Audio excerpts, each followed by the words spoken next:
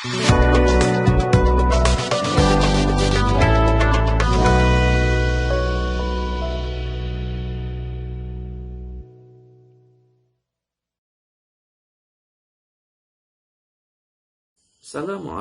warahmatullahi wabarakatuh. Apa kabar adik-adik sekalian yang dirahmati oleh Allah? Semoga adik-adik sekalian tetap sehat selalu.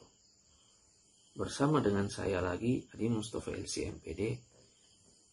Kali ini kita akan mempelajari pembagian hadis dari segi kuantitas materi pelajaran Al-Quran Hadis kelas 10. Sebelum kita memulai pembelajaran, marilah kita membaca surah Al-Fatihah untuk mendapatkan keberkahan dari Allah Subhanahu wa Ta'ala. Dimulai.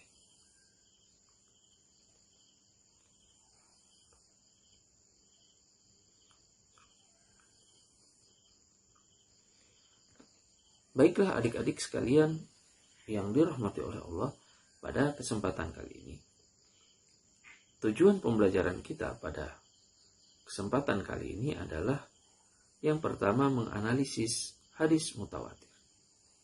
Dan yang kedua adalah menganalisis hadis ahad. Apakah itu hadis mutawatir? Apa itu hadis ahad? Itu yang akan kita pelajari pada kesempatan kali ini. Dan kedua hadis ini merupakan bagian dari pembagian hadis jika ditinjau dari segi kuantitasnya. Yang pertama kita akan mempelajari tentang definisi hadis mutawatir. Apa itu hadis mutawatir? Para ulama mendefinisikan hadis mutawatir dengan huwa khobarun an mahsusin rawahu adadun jamun yajibu fil adati ikhalatu ijtima'ihim wa tawatu'ihim alal kadibi. Apa artinya? Artinya adalah suatu hasil tangkapan panca indera yang diriwayatkan oleh sejumlah rawi yang menurut adat kebiasaan mustahil mereka berkumpul dan bersepakat untuk berdusta.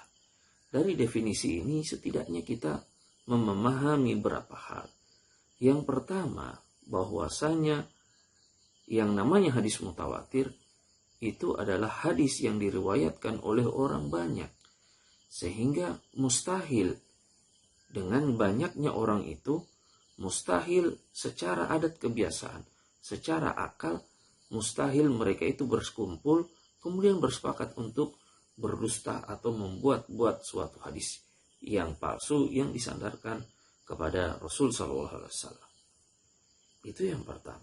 Yang kedua, bahwasanya dia berdasarkan hasil tangkapan panca indera. Setidaknya itu yang kita bisa tangkap dari definisi ini. Nah, berdasarkan definisi ini, kita bisa mengambil kesimpulan tentang apa sebenarnya syarat-syarat suatu hadis mutawatir. Apa syarat-syarat hadis mutawatir itu? Yang pertama adalah pemberitaan atau informasi berupa hadis tadi itu harus berdasarkan panca indera seorang perawi. Baik itu berupa penglihatan ataupun pendengaran. Penglihatan misalnya ro'aina, kami melihat. Ro'aitu, saya melihat. Yang menunjukkan bahwasanya perawi itu mendapatkan informasi hadis itu melalui panca indera. Atau pendengaran misalnya sami'na atau haddasana. Ya, untuk menunjukkan keaktifan seorang perawi dalam mendengar ataupun berbicara dengan orang yang menyampaikan riwayat. Syarat yang kedua adalah jumlah perawinya harus mencapai ketentuan jumlah yang tidak memungkinkan secara adat kebiasaan mereka itu berkumpul dan bersepakat untuk berdusta. Sebagaimana yang saya jelaskan tadi, bahwasanya hadis mutawatir itu adalah yang diriwayatkan oleh orang banyak, sehingga saking banyaknya maka mustahil secara adat kebiasaan kita, secara akal kita mengatakan bahwasanya itu mustahil orang-orang yang meriwayatkan hadis tersebut itu berkumpul kemudian bersepakat untuk membuat suatu hadis palsu atau berdusta atas nama Nabi Shallallahu Alaihi Wasallam. Nah, lantas berapa sebenarnya jumlah dalam setiap tingkatan tadi itu? Nah, para ulama sendiri berbeda pendapat.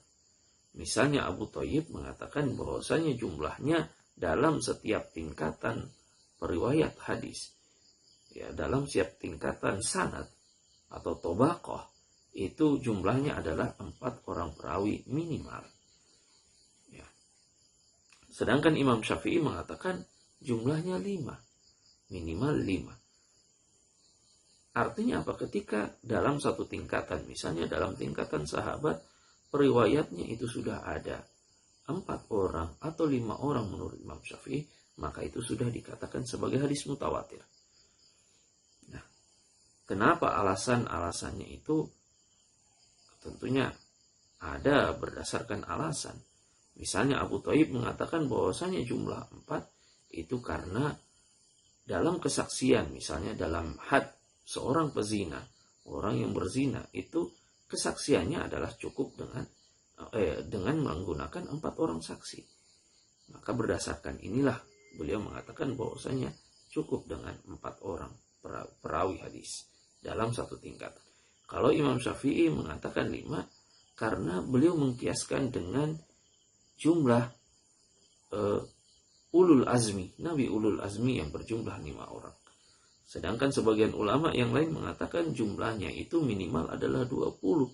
Kenapa? Berdasarkan ayat Al-Quran yang mengatakan iyyakum minkum 'ishruna sabiruna yaglibu mi'atain. Kalau seandainya di antara kalian ada 20 orang saja yang sabiruna yaglibu mi'atain, 20 orang yang sabar, yang mukmin yang sabar dalam berperang, maka itu bisa mengalahkan 200 orang. Nah, ini menjadi patokan para ulama. Sedangkan yang ketiga, yang terakhir, yang keempat, mayoritas ulama mengatakan bahwasanya jumlahnya adalah 10 orang. Nah, kemudian syarat yang ketiga, adanya keseimbangan jumlah perawi dalam setiap tobaqoh, tingkatan sanad. Ya. Artinya jumlahnya ini tidak kurang dari jumlah yang tobaqoh sebelumnya atau tingkatan sebelumnya. Jadi kalau pada tingkatan sebelumnya 4 orang atau 5 orang misalnya, maka pada tingkatan setelahnya itu tidak boleh kurang dari 5 orang. Nah, ini menjadi pertentangan para ulama sebenarnya. Kemudian yang selanjutnya, klasifikasi hadis mutawatir. Hadis mutawatir itu dapat diklasifikasikan menjadi 2 jenis. Yang pertama adalah mutawatir lafzi. Apa itu mutawatir lafzi? Mutawatir lafzi adalah susunan redaksi dan kalimatnya sesuai benar antara riwayat yang satu dengan riwayat yang lain. Jadi redaksi kalimat hadisnya, matan hadisnya itu sama. Kalaupun ada perbedaan, perbedaannya hanya berkisar misalnya padanan katanya saja.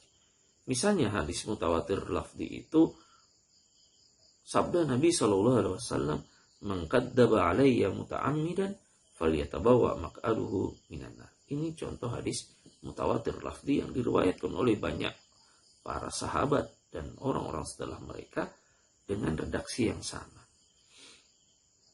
Yang kedua adalah mutawatir maknawi. Apa itu mutawatir maknawi? Mutawatir maknawi artinya adalah susunan redaksinya berbeda-beda antara satu riwayat dengan riwayat yang lain. Tetapi maknanya itu sama. Jadi satu redaksi itu berbeda dengan redaksi yang lain tetapi maknanya sama. Atau juga, jadi kutipan sekian banyak orang yang menurut adat kebiasaan mustahil mereka berdusta atas kejadian-kejadian yang berbeda tetapi bertemu pada titik yang sama. Contohnya hadis mutawatir maknawi ini, contohnya adalah hadis mengangkat tangan ketika berdoa. kejadiannya berbeda-beda dalam satu tempat dan di tempat yang lain Rasul Shallallahu Alaihi Wasallam berdoa dengan mengangkat tangannya.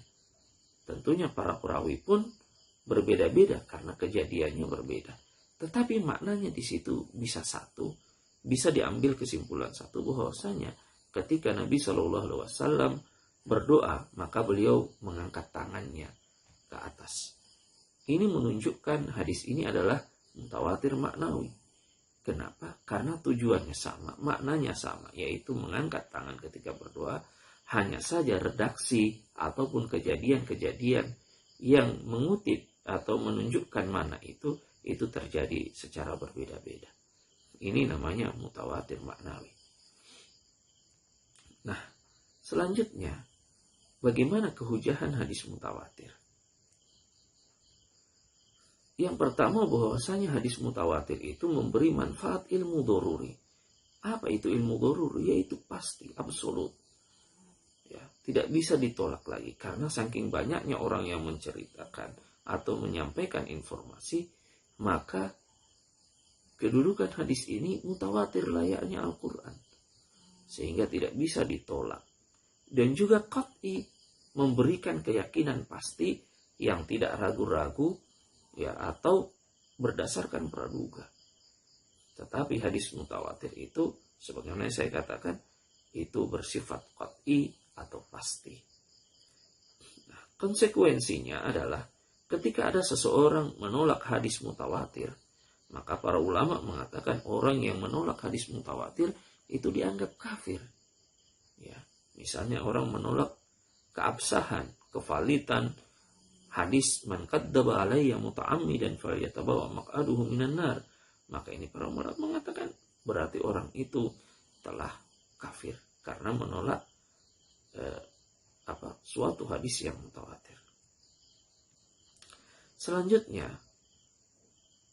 hadis mutawatir juga dapat digunakan sebagai dalil ya, sebagai dalil dalam semua masalah agama. Ya, termasuk dalam masalah akidah.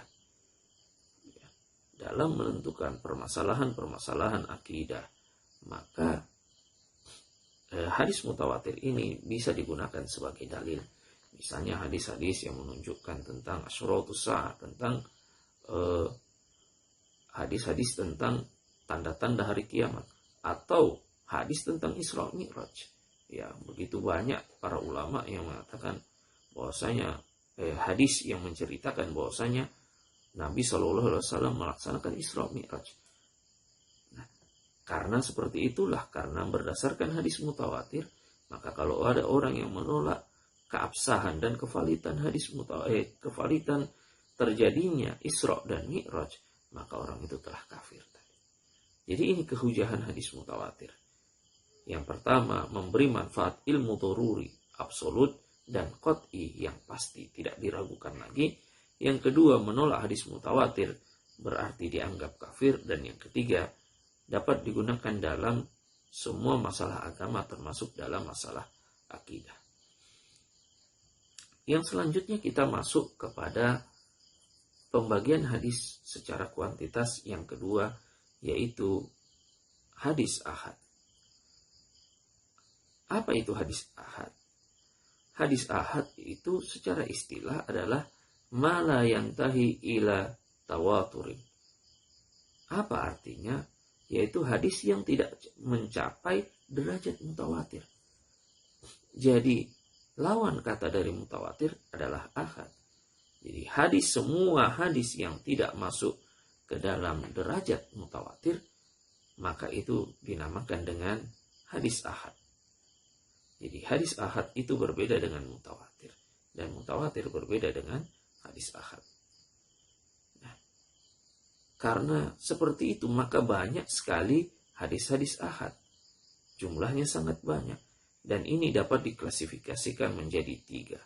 Yang pertama, hadis ahad adalah hadis masyhur. Apa itu hadis masyhur? Yaitu marwahu salasatu fa'aksaro walam yasil darajata tawaturi. Apa maknanya? Yaitu hadis yang diriwayatkan oleh 3 orang atau lebih namun belum mencapai derajat mutawatir. Sebagaimana kita bahas tadi bahwasanya untuk mencapai derajat mutawatir, maka kalau menurut Abu Thayyib jumlahnya 4, kalau menurut Imam Syafi'i 5. Nah, berarti kalau ada hadis yang dalam satu tingkatan itu hanya diriwayatkan oleh 3 orang, maka itu belum mencapai derajat mutawatir. Karena jumlahnya belum berjumlah 4 orang. Banyaknya perawi belum berjumlah 4 orang dalam standar paling minimal, yaitu menurut Abu Thayyib tadi. Maka kalau ada hadis yang diriwayatkan hanya dengan 3 orang sahabat atau 3 orang tabi'in, maka ini dinamakan dengan hadis masyhur. Yang selanjutnya, klasifikasi hadis yang kedua adalah hadis aziz. Ya. Apa itu hadis aziz? Yaitu marwa husnani walau kana fi tabaqatin wahidatin summa rawahu ba'da dzalika jama'atun. Apa maknanya? Yaitu hadis yang diriwayatkan oleh 2 orang, walaupun 2 orang itu terjadi pada satu tingkatan yang kemudian diriwayatkan oleh orang banyak. Bagaimana maksudnya?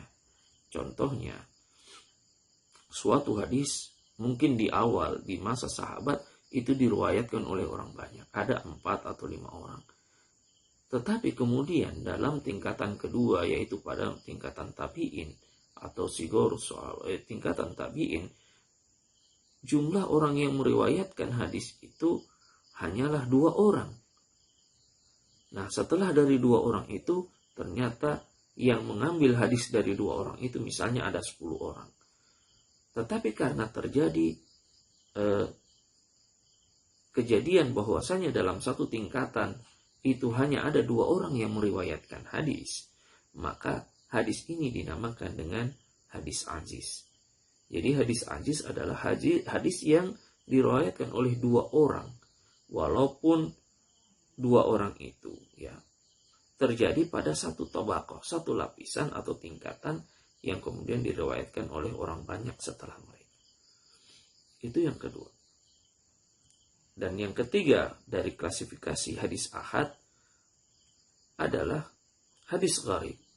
Apa itu hadis gharib? Yaitu man farada biriwayatihi syakhsun fi ayyi mawdi'in waqa'a tafarrudu bihi minas sanad. Apa maknanya? Yaitu hadis yang dalam periwayatannya terdapat seseorang yang menyendiri, di mana saja penyendirian itu terjadi. Maknanya adalah ketika dalam suatu hadis itu misalnya hanya diriwayatkan oleh 1 orang sahabat. Kemudian 1 sahabat ini memiliki murid lagi, orang yang mengambil hadis darinya hanya 1 orang tabi'in. Dan dari 1 orang tabi'in kemudian 1 orang lagi tabi'in yang mengambil hadis darinya. Dan dari 1 orang ini kemudian banyak orang yang mengambil. Tapi karena terjadi penyendirian, 1 orang saja yang meriwayatkan, maka ini dinamakan dengan hadis gharib. Nah, inilah klasifikasi hadis ahad. Jadi yang pertama adalah hadis masyhur, dan yang kedua adalah hadis aziz, dan yang ketiga adalah hadis gharib. Nah, adik-adik sekalian yang dirahmati oleh Allah, itulah pembahasan tentang pembagian hadis dari segi kuantitas, di mana hadis dari segi kuantitas itu terbagi menjadi 2, yaitu hadis mutawatir dan hadis ahad. Sedangkan hadis ahad sendiri itu terbagi menjadi 3 lagi, yaitu hadis masyhur, hadis aziz, dan hadis gharib. Baiklah adik-adik sekalian, semoga apa yang saya sampaikan ini bermanfaat dan dapat dipahami oleh adik-adik sekalian. Insya Allah kita bertemu pada pembelajaran berikutnya dengan materi pembagian hadis dari segi kualitasnya. Terima kasih. Assalamualaikum warahmatullahi wabarakatuh.